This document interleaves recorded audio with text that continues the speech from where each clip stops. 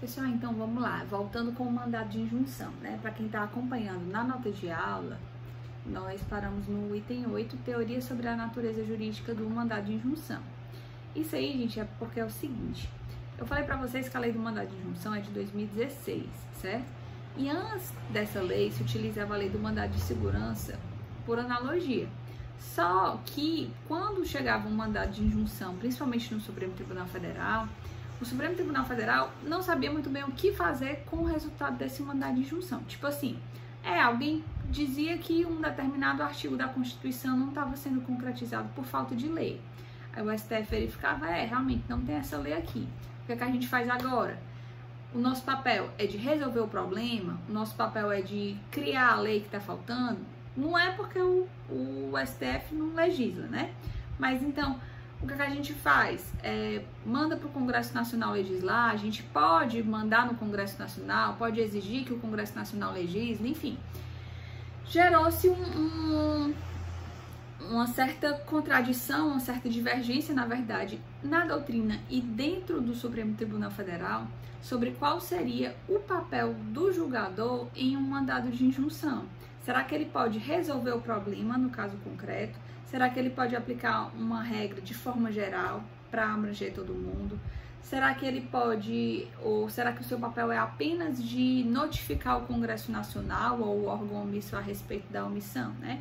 Então, ao longo do tempo, o Supremo Tribunal Federal foi mudando de posicionamento a respeito de qual seria o seu papel enquanto julgador, né, na resolução de um mandado de injunção.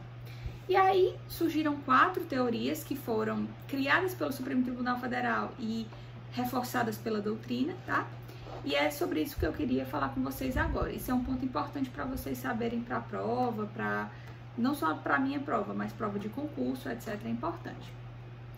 Vou começar então com a teoria A, né? A teoria da subsidiariedade ou teoria não concretista. Essa teoria, gente, ela não é mais adotada, tá certo? Era o entendimento do Supremo Tribunal Federal no início dos anos 90, logo quando a Constituição Federal foi criada, o mandado de injunção foi criado, os mandados de injunção começaram a ser impetrados no Supremo Tribunal Federal por conta das omissões legislativas que estavam ocorrendo diante do fato da Constituição ter sido promulgada há pouco tempo, né? E o Supremo Tribunal Federal, e aí, o que é que a gente faz com esse monte de mandado de injunção? Como é que a gente resolve o problema? O STF começou, então, no início dos anos 90, adotando essa teoria não concretista, também chamada de teoria da subsidiariedade. Essa teoria não concretista vai dizer que o papel do Supremo Tribunal Federal é apenas notificar o órgão omisso, que normalmente é o Congresso Nacional, né, mas não necessariamente, como nós já vimos, notificar o órgão omisso a respeito da omissão legislativa, né, a respeito da mora legislativa, da demora na criação na legislação, não cabendo ao Supremo Tribunal Federal a resolução do problema. Tipo assim, o STF lava as mãos e diz, de fato existe uma omissão legislativa, a gente notifica o órgão omisso, mas a gente não tem o poder de mandar o Congresso Nacional ou o órgão omisso legislar, porque aí foge, né, do papel do Supremo Tribunal Federal. Essa teoria não concretista, ela foi adotada em alguns mandados de injunção, como eu disse, do início dos anos 90. Quem quiser anotar alguns exemplos, foi o mandado de injunção 107, dígito 3 do Distrito Federal, tá? O mandado de injunção 501/96, também do Distrito Federal. Foram mandados de injunção que o STF adotou essa teoria não concretista, tá certo? Só que, veja que isso dá pouca efetividade para um mandado de injunção, porque para que você vai impetrar um mandado de injunção lá no Supremo Tribunal Federal, pagar um advogado, que a gente vai ver que o advogado é preciso de advogado, pagar um advogado caro, só para chegar lá e o STF dizer, realmente existe uma omissão legislativa, a gente reconhece a mora, mas a gente não pode resolver o seu problema. A gente vai encaminhar, cientificar o órgão omisso e ele, se ele quiser, legisla. Então, veja aí que o mandado de injunção ficou sem uma, digamos assim, sem utilidade, né? Com o passar do tempo, o STF mudou o posicionamento E no caso da greve dos servidores públicos, que é justamente o caso do MI 670, dígito 9, do MI 708, dígito 0 e do 712, dígito 8, esses 3 mandados de injunção foram mandados de injunção sobre o mesmo problema que foi a greve dos servidores públicos. O STF passou a adotar a teoria do item B, teoria da independência jurisdicional, também chamada de teoria concretista geral, tá? Nesses mandados de injunção que eu dei aí o número para vocês, que foi sobre greve dos servidores públicos, o Supremo Tribunal Federal mudou o posicionamento em relação ao que ele vinha pensando anteriormente. Ele disse assim: rapaz, chegou essa demanda dos servidores públicos, existe uma mora legislativa, existe uma omissão do Congresso Nacional em legislar sobre o direito da greve dos servidores públicos. O que é que a gente vai fazer? Aí o Supremo Tribunal Federal mudou da água para o vinho, passou a adotar assim, ó. Não, o nosso papel enquanto julgador de mandado de injunção é resolver o problema não só para quem impetrou o mandado de injunção, ou seja, não só para as partes que impetraram, mas para toda a sociedade. E aí o STF adotou o posicionamento que eu falei para vocês. Enquanto não houver a lei específica dos servidores públicos sobre greve, vai ser adotada a lei dos trabalhadores seletistas sobre greve, ou seja, aplicou por analogia a lei da greve dos trabalhadores seletistas e disse a lei de greve dos trabalhadores seletistas vai valer para todos os servidores públicos, não só para aqueles que impetraram o mandado de injunção, tá certo? Então, por isso que foi chamada de teoria concretista geral. O STF passou a entender que o papel dele, enquanto julgador, é concretizar o direito, por isso que é chamada de teoria concretista, e geral porque vale para todo mundo, certo? Com efeitos erga omnes, ou seja, válido para todo mundo. Só, gente, que isso gerou uma polêmica muito grande, isso foi em 2007, porque não tem dizendo em nenhum lugar, nem na Constituição, nem em lei, que o STF poderia aplicar efeitos erga omnes em mandado de injunção. O STF estaria aí legislando, estaria aí fazendo o papel de poder legislativo, não cabendo ao Supremo Tribunal fazê-lo, etc. Enfim, gerou uma crítica muito forte por parte da doutrina. O STF inventou, né, que tinha poder erga omnes para mandar de injunção. E aí, em outros casos, o STF adotou a teoria do item C, teoria da resolutividade ou teoria concretista individual. Nesta teoria, o Supremo Tribunal passou a entender que cabe a ele, enquanto julgador, resolver o problema, certo? Mas não mais com efeito geral, não mais com efeito erga omnes. Cabe ao STF concretizar o direito, por isso que também é chamado de concretista, só que somente para aqueles que impetrarem o mandado de injunção. Quer dizer, o STF só resolve o problema para aquele caso específico. Por isso que é chamado de concretista individual. Só vai conceder o direito para os autores da ação.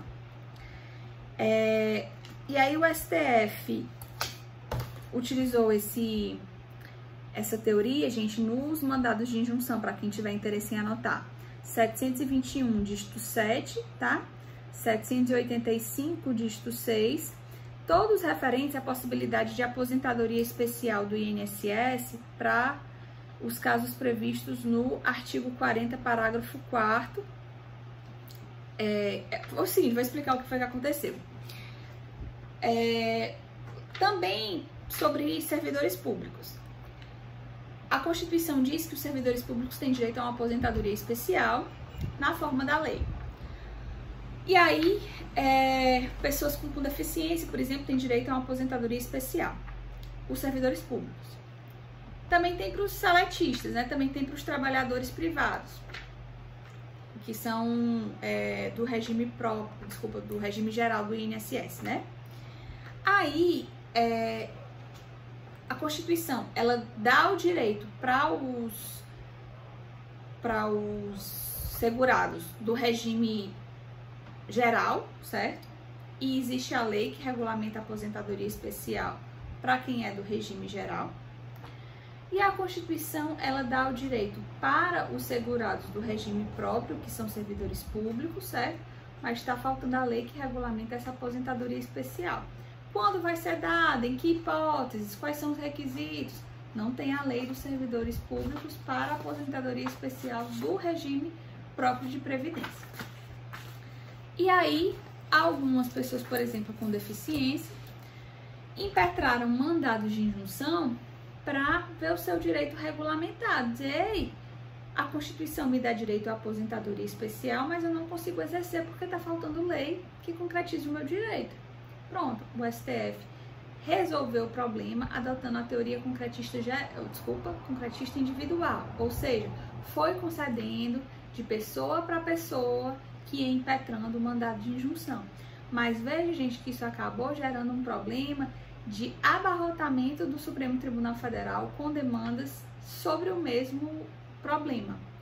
Várias pessoas, vários servidores públicos que tinham direito a essa aposentadoria especial impetraram mandados de injunção. O STF recebeu mais de 4.800 ações iguais, né, de pessoas que tinham direito à aposentadoria especial e não conseguiam exercer o direito por falta de lei, enfim, a maior confusão.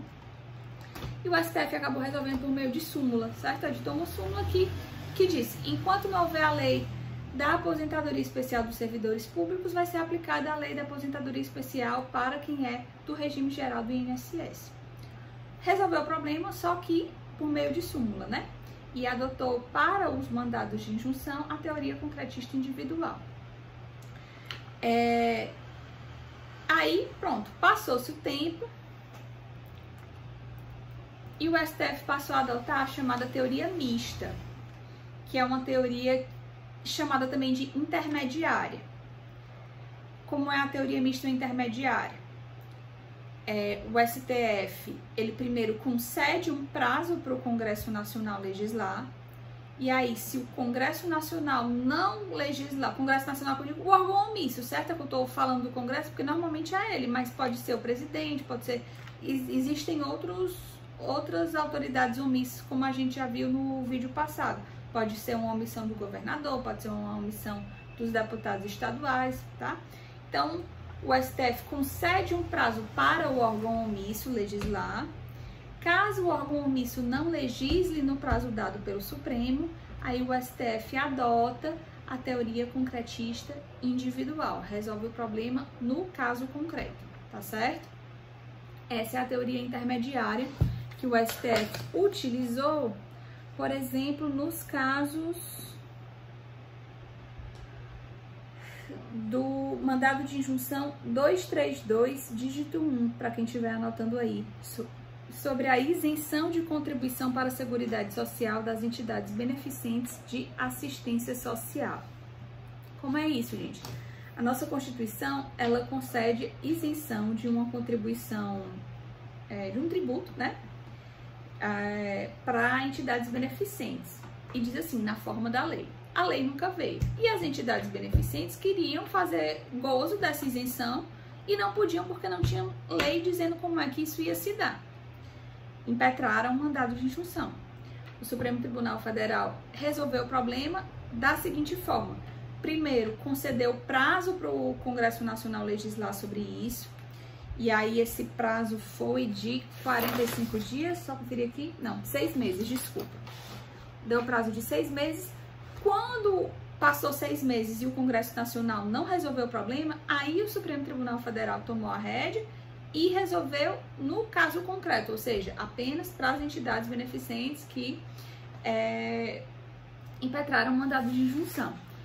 Da mesma forma, no fim das contas, várias ações foram ajuizadas, né, por cada entidade beneficente, porque o STF adotou essa teoria intermediária, tá certo?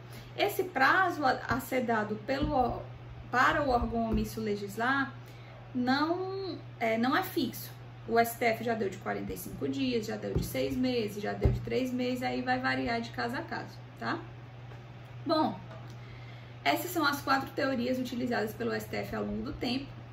Veio a Lei 13.300 de 2016 e estabeleceu o seguinte: a partir da lei, que é de 2016, A teoria mista, que é essa última que eu falei para vocês, a teoria intermediária, é a regra, certo? Ou seja, como é que o STF deve fazer como regra? Primeiro, notificar o órgão omisso, dando um prazo, certo? Passado esse prazo, caso o órgão omisso não legisle, o STF tem o dever de resolver o problema no caso concreto, ou seja, apenas concedendo para aquelas pessoas que impetraram a ação. Essa é a regra geral. Mas a própria lei do mandado de injunção, isso lá no artigo 8º e artigo 9º, vai estabelecer exceções. Nessas exceções, o STF vai poder adotar a teoria concretista geral ou poder adotar direto a teoria concretista individual, sem precisar dar esse primeiro prazo, né, para o Congresso Nacional legislar. Excepcionalmente, o STF vai poder conceder efeitos erga omnes, ou seja, adotar a teoria concretista geral, quando a natureza da ação exige um interesse, quando existe um interesse público para que a decisão se estenda de forma geral. Foi justamente a utilizada pelo STF no caso do mandado de injunção da criminalização da LGBTfobia. O STF estendeu essa decisão para todos, adotou a teoria concretista geral diante do interesse público em tornar geral, certo? E pode também utilizar a teoria concretista individual diretamente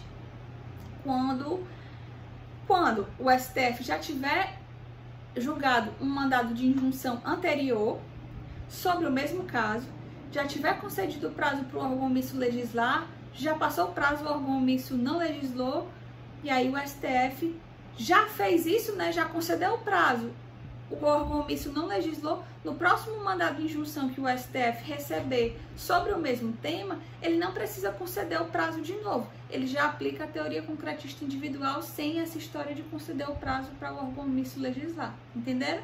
Então, em resumo, depois da Lei 13.300, a teoria não concretista não é mais utilizada, ela não foi adotada pela Lei 13.300, ela sumiu. Foi realmente do início dos anos 90, mas o STF não vem adotando mais e não houve previsão na Lei 13.300.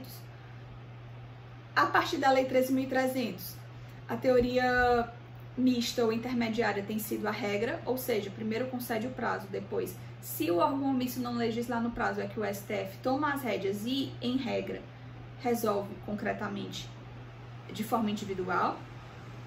Mas o STF pode, excepcionalmente, dispensar essa história de conceder o prazo se já tiver um mandado de injunção anterior sobre a mesma matéria que o STF já tenha concedido o prazo anteriormente e esse prazo não tenha sido observado pelo órgão omisso.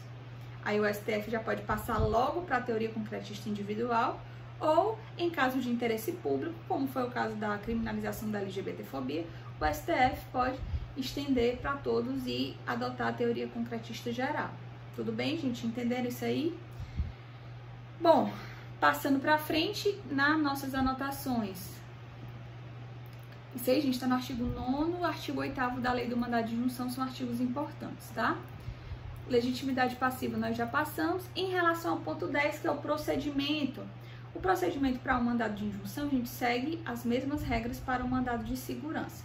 Não há produção de provas, tá? Não tem audiência de instrução, não tem depoimento pessoal, testemunha, etc. O procedimento começa com a petição inicial. Deve haver a indicação não só do órgão omisso, mas da pessoa jurídica a qual esse órgão omisso faz parte. Lembra que a gente viu que tem isso no mandado de segurança, né?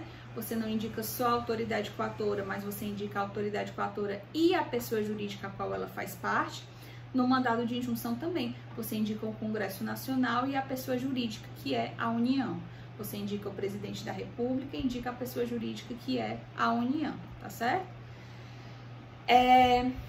E aí, tem a participação do Ministério Público no prazo de 10 dias. Tem o prazo para o órgão omisso, na verdade, desculpa, eu fugi da ordem. Recebida a inicial, o STF vai dar ciência ao órgão omisso para ele se manifestar, apresentar as informações sobre o porquê da omissão, tá certo? vai dar ciência à pessoa jurídica, no caso a União, no exemplo do Congresso Nacional, do presidente, né, para apresentar a defesa também. Depois passa para o Ministério Público, que tem um prazo de 10 dias, né, as informações também do órgão omisso são de 10 dias. E aí, no fim, o STF vai julgar utilizando as teorias na forma como eu disse. Regra geral, a teoria mista ou intermediária, podendo utilizar de forma excepcional a concretista individual ou concretista geral, tá certo? Bom, o procedimento, gente, está nos artigos 5º, 6º e 7º da lei do mandado de injunção. Em relação à coisa julgada, o artigo 11 da lei do mandado de injunção diz assim: a norma regulamentadora superveniente, ou seja, se vier a lei, né? Imagine que o STF concedeu, por exemplo, o adicional de penosidade que eu falei para vocês, né? Alguém impetrou o mandado de injunção, o STF disse que enquanto não houver a lei do adicional de penosidade, vai ser fixado um adicional de penosidade de 30%, em analogia com a periculosidade, certo? Então, fixou a penosidade em 30%. E aí deu efeito erga omnes, porque resolveu adotar a teoria concretista geral, diante do interesse público, etc. O artigo 11 vai dizer que se vier uma norma regulamentadora superveniente, ou seja, se depois o Congresso Nacional fizer o trabalho dele e criar o adicional de penosidade, essa lei ela vai ter efeitos ex nunc, dali para frente. Ou seja, a decisão do STF ela vai valer enquanto não vier a lei regulamentando aquele direito, certo? Depois que a lei chegar, vai ficar valendo a lei, seja ela mais benéfica, seja ela mais prejudicial. A partir do advento da lei, a decisão do STF já não regulamenta mais aquele caso, fica sendo só a lei, certo? Aí o artigo 11 diz assim: a não ser que a lei seja mais benéfica. Se a lei for mais benéfica, ela vai retroagir, certo? Então, em regra, a lei ela é dali para frente, ela tem efeito ex nunc, certo? Como o STF deu uma decisão hoje concedendo o adicional de penosidade em 30%, certo? Daqui a 3 anos, o Congresso Nacional faz a lei e diz que é 20% só de penosidade. Pronto. Os 30%, que é o da decisão do STF, fica valendo até a chegada da lei nova. A partir da lei nova vai ficar sendo 20%. Agora, se a lei nova for mais benéfica que a decisão do STF, a lei nova vai retroagir. Ou seja, se o adicional de penosidade da lei tiver sido fixado em 50%, por exemplo, do salário, pronto, aí a lei nova vai retroagir, tá? Mas, entenderam, gente? Diz assim: a norma regulamentadora superveniente, né, a que vem depois da decisão do STF, produzirá efeitos ex nunc em relação aos beneficiados, certo? Porque até a chegada da lei vai valer a decisão do STF, da lei em diante vale a lei. Salvo se a aplicação da norma editada lhes for mais favorável, ou seja, se a norma for mais favorável que a decisão do STF, ela vai retroagir, tá certo? Mas não temos nenhum caso desse para eu dizer para vocês concretamente, tá certo? Bom, o que mais? O item 12 da nossa nota de aula vai dizer que o indeferimento do pedido por insuficiência de prova está lá no artigo 9º da lei do mandado de injunção, tá certo? O indeferimento do pedido por insuficiência de prova não impede a renovação da impetração fundada em outros elementos. Quer dizer, uma vez que é indeferido o mandado de injunção por insuficiência de prova, nada impede que um novo mandado de injunção seja impetrado, agora com fatos novos que devem ser comprovados na inicial, tá certo? Porque o mandado de injunção, assim como o mandado de segurança, só permitem a prova pré-constituída, tá certo? Não permitem a produção de provas no curso do processo. E o último ponto da nossa aula sobre mandado de injunção é sobre a ação de revisão que está prevista no artigo 10 da lei do mandado de injunção, que vai dizer que a decisão do STF em mandado de injunção que está valendo, ela pode ser revisada se os fatos mudarem, uma situação excepcional acontecer que mudar digamos assim, as consequências da decisão do STF em mandado de injunção, nada impede uma revisão da decisão do STF, tá certo? Então imagine, por exemplo, não tem a lei, essa questão da greve dos servidores públicos que eu falei para vocês, que os servidores públicos hoje, eles podem fazer greve, não porque eles têm a lei, porque até hoje essa lei não foi criada. Mas em 2007, o STF resolveu o problema por meio de mandado de injunção e diz que enquanto não houver a lei de greve dos servidores, vai ficar sendo aplicada a lei da greve dos trabalhadores seletistas. Aí imagine aí que, por exemplo, diante desse contexto de pandemia, o Congresso Nacional, ou por meio, sei lá, de um projeto de lei do Presidente da República, aprove que os trabalhadores seletistas não podem mais fazer greve. Pronto, revogou a lei de greve dos trabalhadores seletistas. Claro que isso é inconstitucional, certo, gente? Estou falando numa situação bem aleatória, mas imagine que a lei de greve dos trabalhadores seletistas seja revogada e o Congresso Nacional diga que não é possível fazer greve, o trabalhador não pode fazer greve. Claro que isso é inconstitucional, certo? Mas imagine essa situação. E os servidores públicos? Vixe, os servidores públicos também não vão poder fazer, não. Se a forma dos servidores públicos fazer greve era com base na lei dos trabalhadores seletistas e a lei dos trabalhadores seletistas foi revogada, e aí o que é que os servidores públicos podem fazer? Ajuizar uma ação de revisão, que é isso que eu estou dizendo, que está previsto lá no artigo 10 da lei do mandado de injunção, e dizer: ei, STF, você deu a nossa decisão, só que os fatos mudaram. A lei que a gente estava utilizando de forma análoga para poder fazer greve foi revogada. E aí resolva para a gente agora novamente como é que a gente pode fazer greve, entenderam? Então essa ação de revisão ela vai ser utilizada para revisar decisões do STF em mandado de injunção cujos fatos mudaram e aí exige uma revisão da decisão do STF. Tá certo, gente? Entenderam? Não sei se ficou claro. Estou à disposição para resolver via torpedo. Na próxima aula, que é a aula ao vivo, né, que a gente vai ter na próxima semana, tirarei as dúvidas sobre habeas data, habeas corpus e mandado de injunção, tá certo, gente? Boa tarde, espero que vocês tenham entendido, né? Qualquer coisa eu estou à disposição.